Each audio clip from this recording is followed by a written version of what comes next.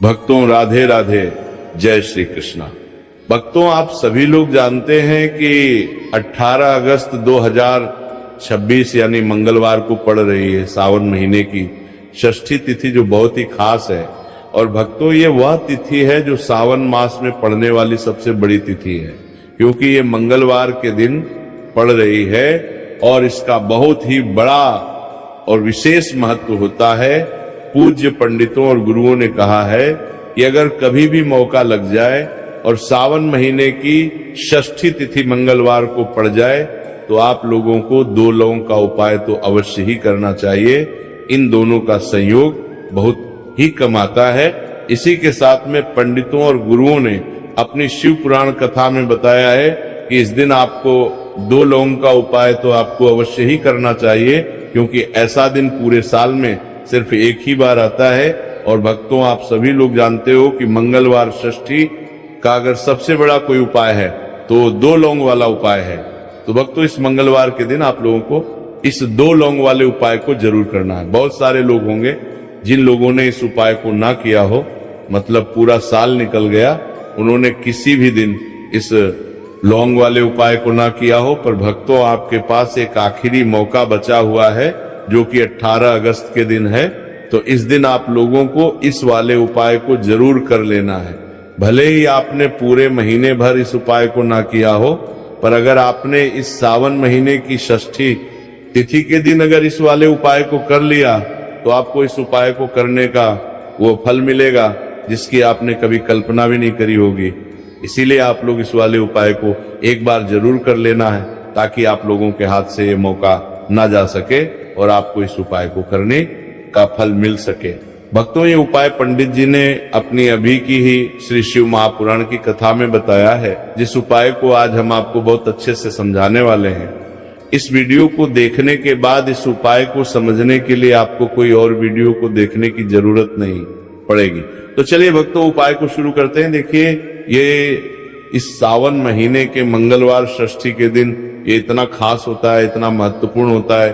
देखा गया है कभी कभी बड़े बड़े पूजा पाठ अनुष्ठान से जो मनोकामना पूर्ण नहीं होते, वो सावन महीने के मंगलवार के दिन एक छोटे से उपाय करने से ही आपकी मनोकामना पूर्ण हो जाती है।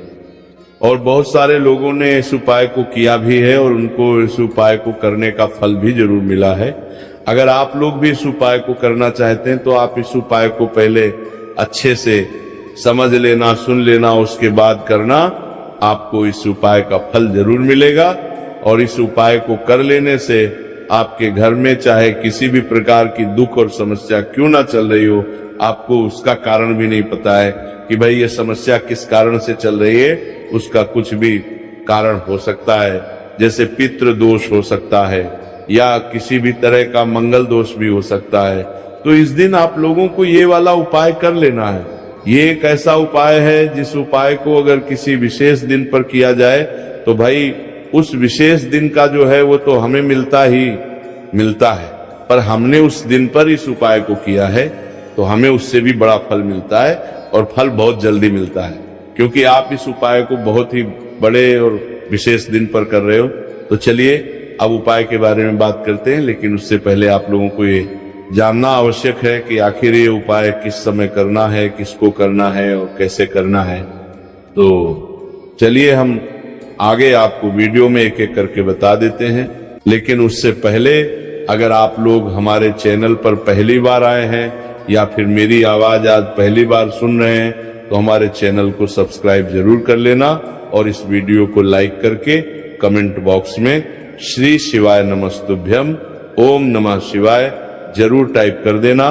तो भक्तों, इस 2 लौंग वाले उपाय को हमें इस मंगलवार षष्ठी के दिन कैसे करना है, किसको करना है, किस समय करना है और कहां पर करना है, ये सारे सवालों के जवाब आपको इस वीडियो में मिल जाएंगे। और जो ये वीडियो देखेगा भाई, उसको 2 लौंग वाला उपाय जरूर करना चाहिए, क्योंकि इस दिन लौंग का भी बहुत ही बड़ा और विशेष महत्व होता है। और जब बात आ जाए 2 लौंग की तो ये सोने पर सुहागा वाली बात हो जाती है और ये एक बहुत ही बड़ा उपाय हो जाता है इस मंगलवार षष्ठी तिथि का। तो अब भक्तों, इस 2 लौंग वाले उपाय को आखिर करना किसको है? सबसे पहले हम लोग वो बात जान लेते हैं। तो देखो, घर की जो बड़ी माताएं बहनें होती हैं, उन माताओं बहनों में से कोई भी एक बड़ी माता बहन इस वाले उपाय को कर सकती है। और भक्तों, अगर आप चाहे तो अपने घर में से सभी सदस्यों को भी इस उपाय को करवा सकते हैं। अगर किसी व्यक्ति की खुद की कोई मनोकामना है, खुद की कोई दुख और परेशानी है जो कि वह अपने लिए ही करना चाहता है, इस वाले उपाय को तो वह खुद अपने लिए भी कर सकता है। बाकी अगर कोई घर में से ऐसा है जो कि अपने पूरे घर परिवार की सुख और शांति के लिए ये वाला उपाय करना चाहता है, तो भाई वो भी कर सकता है, उसमें भी कोई दिक्कत वाली बात नहीं है। कहने का मतलब ये है कि इस उपाय को हर एक सदस्य भी कर सकता है, और पूरे घर परिवार के सदस्य के लिए घर की बड़ी माताओं बहनों में से कोई एक माता बहन भी कर सकती है। माताएं बहनें अगर घर में उपस्थित ना हो या वह ये वाला उपाय ना कर पा रही हो, तो फिर घर का कोई बड़ा सदस्य भी इस 2 लौंग वाले उपाय को कर सकता है, चाहे फिर वो पुरुष ही क्यों ना हो, उसमें कोई भी दिक्कत वाली बात नहीं है। अब भक्तों, इस लौंग वाले उपाय को हमें करना कहां पर है? देखो, हमें शिवलिंग के पास में जाकर करना है। बहुत सारे लोग प्रश्न करते हैं, हर एक उपाय को करते समय क्या हम इस उपाय को घर पर या मंदिर में कर सकते हैं?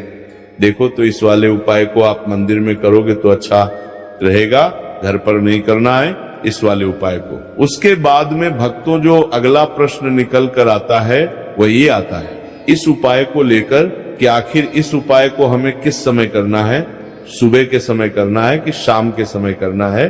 तो देखो, इस वाले उपाय को आप लोग सुबह के समय भी कर सकते हो और शाम के समय प्रदोष काल में भी कर सकते हो। अब अगर आप पूछो कि भाई सबसे उत्तम समय कौन सा रहेगा इस 2 लौंग वाले उपाय को करने का, तो हम आपसे बस यही कहेंगे कि इस उपाय को आप शाम के समय करेंगे तो ज्यादा बेहतर होगा। बाकी अगर सुबह के समय भी करेंगे तो भी अच्छा होगा, उसमें कोई भी दिक्कत वाली बात नहीं है। तो अब भक्तों, जो अगली सबसे बड़ी और महत्वपूर्ण बात आती है वो ये आती है कि सुबह अगर हम उपाय को करेंगे तो हमें कितने बजे से लेकर कितने बजे तक के बीच में करना है, और शाम के समय प्रदोष काल में करेंगे तो हमें कितने बजे से लेकर कितने बजे के बीच में करना है। तो देखो, सुबह जितनी जल्दी हो सके आप उपाय को करने की कोशिश करना। बाकी अगर किसी कारणवश लेट भी हो जाओ, थोड़ी देर भी हो जाए, तो 10 या 11 बजे तक भी आप उपाय कर लेना, पर 12 बजे से ज्यादा देरी ना हो। ठीक है, इस बात का ध्यान रखना। उसके बाद में भक्तों, अगर शाम के समय प्रदोष काल की बात करें, प्रदोष काल का जो समय है होता है वो शाम के 6 बजे से शुरू हो जाता है। मतलब शाम के 6 बजे से लेकर 7 बजे के बीच का जो समय होता है, ये समय प्रदोष काल का समय होता है। पर अभी जो मौसम चल रहा है, इस मौसम में जो है शाम बहुत देरी से होती है, तो आप इस उपाय को 7 या 8 बजे के बीच में भी कर सकते हो। मतलब शाम के 6 बजे से रात 8 बजे के बीच में आप कभी भी इस वाले उपाय को कर सकते हो, उसमें कोई भी दिक्कत वाली बात नहीं है। परंतु मंगलवार के दिन कोशिश करना कि समय के अंतर्गत ही कर लो, किसी कारणवश ना कर पाओ तो थोड़ा देरी से भी कर सकते हो, आपको उपाय का फल जरूर मिलेगा। देखिए, इस वीडियो में जितने भी उपाय हम आपको बताएंगे सभी उपाय सरल हैं। देखो, गुरुजी ने कहा है कि मंगलवार के दिन आपको चौमुख दीपक वाला उपाय तो अवश्य ही करना चाहिए। वीडियो के अंतिम में आपको उपाय बताया है जो आपको करना है। देखो, आगे बढ़ने से पहले वीडियो को एक लाइक जरूर करें। देखो, सबसे पहला उपाय, यदि आपके जीवन में कर्जा बहुत अधिक है, आपके जीवन में संकट बहुत अधिक रहते हैं, आपके ऊपर बहुत अधिक विपदा आ रही है, बार बार आपको अपने व्यापार में और अपने धन में हानि देखने को मिल रही है, यानी कि आपको प्रत्येक कार्य में हानि हो रही है, तो आपको ये उपाय करना चाहिए। देखिए, इस उपाय के लिए आपको मात्र 1 लौंग का जोड़ा लेना है, यानी कि 2 फूल वाली लौंग लेनी है। साथ में आपको मात्र थोड़ा सा शहद ले लेना होगा, और इसी के साथ में आपको तांबे के पात्र के अंदर शुद्ध जल लेना होगा। अब देखिए, इन सभी सामग्रियों को लेकर के आपको भगवान शिव के मंदिर में पहुंच जाना है। देखिए, ये उपाय आप सुबह से लेकर शाम तक कर सकते हैं। तो वह सबसे पहले तो आपके पास जो 2 फूल वाली लौंग है, उन्हें आपको शहद के अंदर अच्छे से डूबना है, यानी कि दोनों लौंग पर आपको अच्छे से शहद का लेपन कर देना है। अब आपको जो आपके पास एक लौटा जल है, सबसे पहले तो उसे शिवलिंग पर धीरे धीरे समर्पित करना है और श्री शिवाय नमस्तुभयम इस मंत्र का जाप करते हुए समर्पित कर देना है। अब आपके पास जो 2 फूल वाली लौंग है शहद से, उसे आपको शिवलिंग पर अर्पित करना है और आपको प्रार्थना करनी है कि जीवन में जो रोग की स्थिति है वे समाप्त हो, जीवन के जो संकट और समस्याएं हैं वह सभी समाप्त हो, जीवन से जो कर्ज की समस्या है वह समाप्त हो। इस प्रकार से प्रार्थना करते हुए ये जो 2 फूल वाली लौंग ही शहद संयुक्त, इससे आपको शिवलिंग पर अर्पित कर देनी है। आपकी जो भी समस्या होगी इस मंगलवार के दिन अवश्य ही समाप्त हो जाएगी।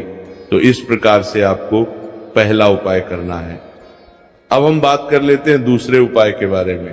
देखो ये उपाय आपके लिए सर्वश्रेष्ठ होने वाला है। देखिए, इस उपाय के लिए आपको मात्र 5 हरे मूंग के दाने आपको साबुत लेने हैं, खंडित नहीं होने चाहिए। इस बात का ध्यान रखें। और इसी के साथ मैं आपको एक तांबे के पात्र के अंदर अपने घर से शुद्ध जल ले लेना है।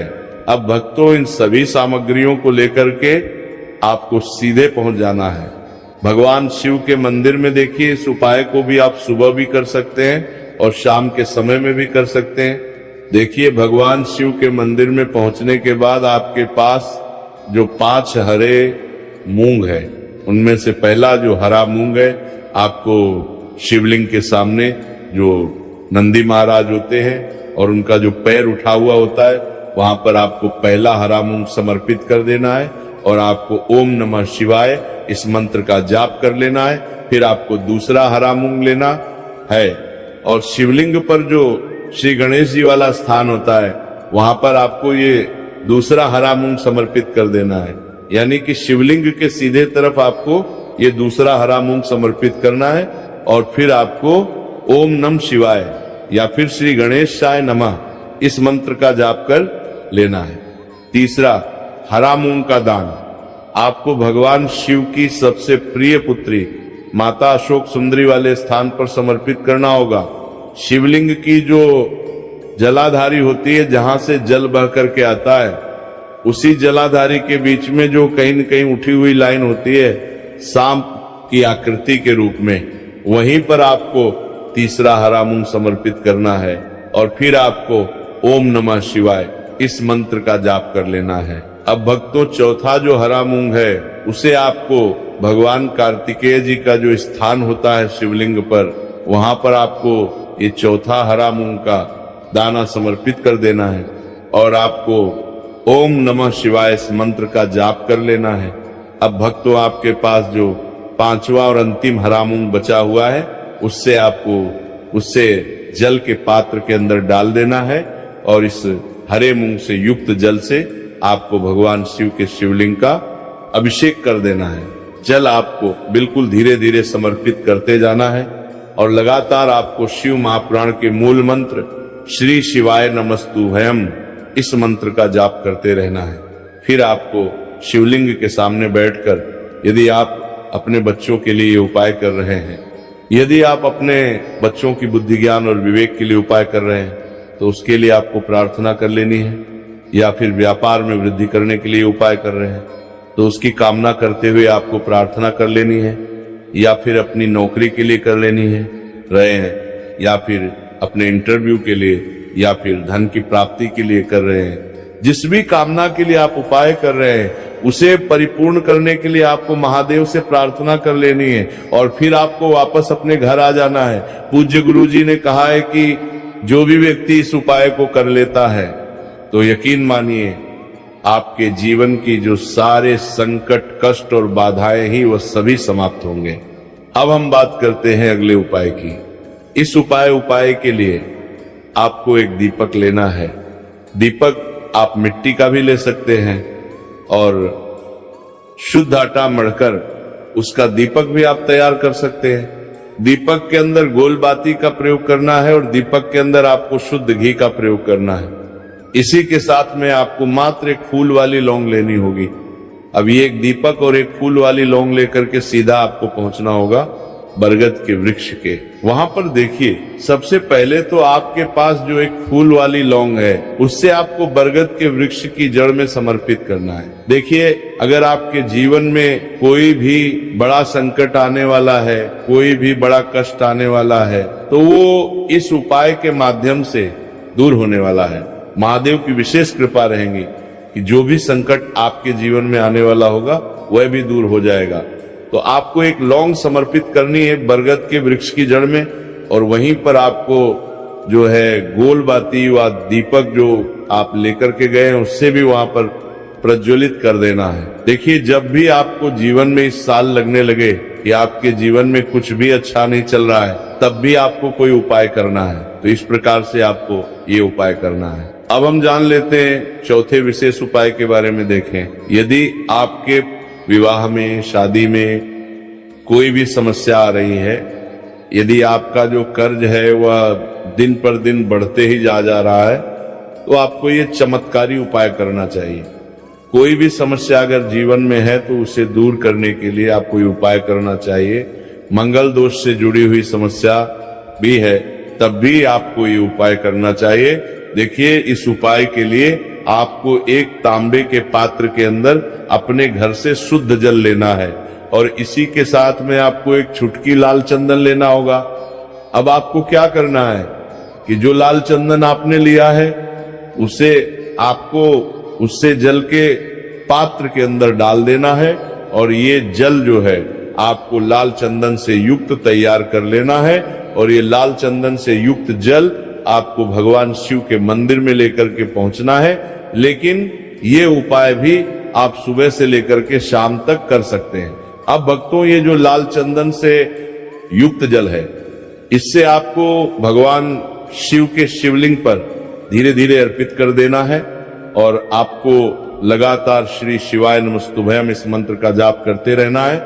देखिए, यदि आपके जीवन में विवाह से जुड़ी समस्या चल रही है तो आपको मंगलेश्वर महादेव का स्मरण करना है, और जीवन में अधिक कर्ज की समस्या है तो आपको मुक्तेश्वर महादेव का स्मरण करना है। देखना, एक दिन आपकी सब तरह की समस्या जल्दी ही समाप्त हो जाएगी। तो इस प्रकार से आपको ये तीसरा उपाय करना है।